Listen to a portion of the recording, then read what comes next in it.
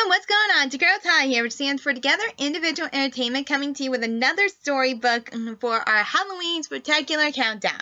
Alright, today's story is, now, you remember me telling you the story of Halloween, right?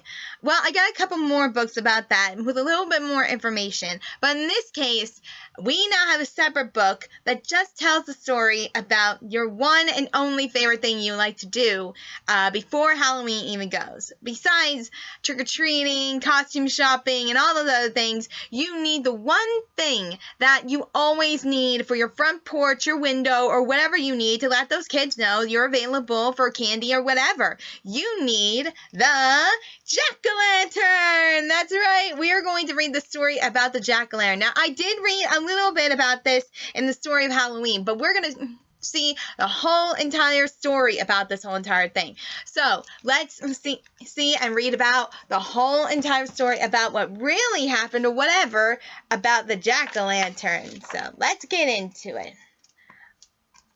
Alright. Here we go. There was once a man named Jack who was stingy and mean. See, that's Jack right there.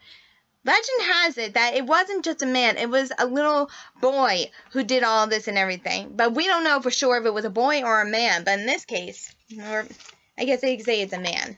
I don't know. If Jack had the chance to take something, he took it. If Jack could do something nasty, he did. The people in the village hid when he came by.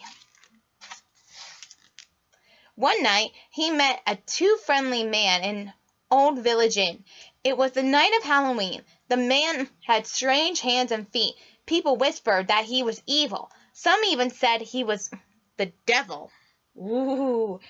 See, red coat and point. Oh my goodness. Jack was hungry and wanted a large meal, but he didn't have enough money to pay for it. "I'll pay for your dinner," said the man, "but you'll have to pay me back on the day that you die." Jack was greedy and ate until he could eat no more. He would worry about his debt another time. Ooh, and look at that. He signed a contract with him. Ooh, that's going to be... Ugh. Many years later, on the night of Halloween, the moon shone brightly through a cloud-streaked sky because it was the harvest time. There were vegetables piled high, pumpkins and turnips and gourds. Jack was walking back from the village. He saw the round orange pumpkin lying in his neighbor's field. In his usual thieving ways, he stopped and took 2 pumpkins. Surely no one would notice. When he got home, he sat on his doorstep to hollow out the pumpkins and eat the seeds. He started to cut one pumpkin with his knife. It would make a fine soup. The strange man from the village inn suddenly appeared in front of Jack. "It's time to pay me back," he said. Ooh, and look at that. His hand's not normal. It's not a hand. Ooh. "But I'm not dead yet," said Jack. "You will be," said the man, and he threw a burning coal Jack's way. Ooh, man. Look at that.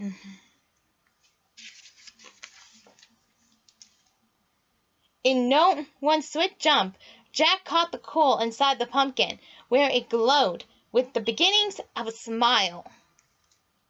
And you know what that reminds me of? The Headless Horseman's pumpkin, with the flames and everything. Oh my goodness. "You are not dead yet," said the man, "but when you go, you will not rest. Because of your life on meanness and greed, you are condemned to wander the earth in search of a home."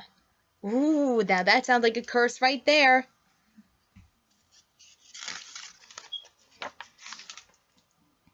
Many years later, Jack did die. It is said that you can still see him searching for a place to rest.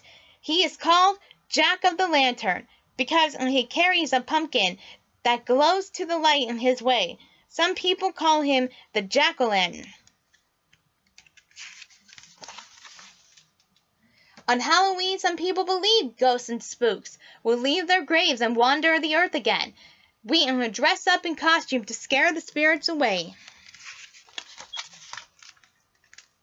And we light a jack-o'-lantern to remember what happened to Jack. The story of the jack-o'-lantern comes from many Irish folk tales. Most of the tales tell about a stingy man named Jack who managed to trick the devil only to receive his competence when he died.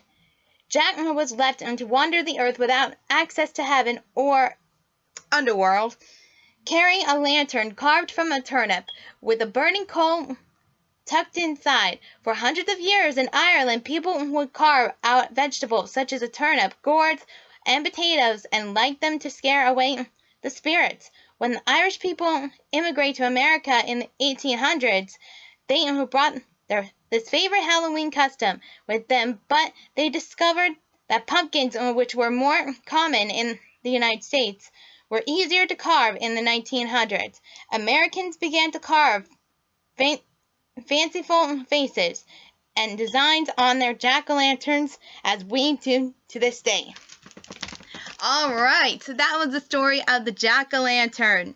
Now, basically, the moral of the story here is that you should be careful about what you do, because if you get tempted into greed, stealing, or anything in particular, you never know what you might get yourself into until the last minute about what you do with your life.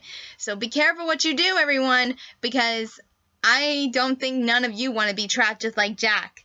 So, in the meantime, this is T.I.E saying, Happy Halloween, everyone! Bye!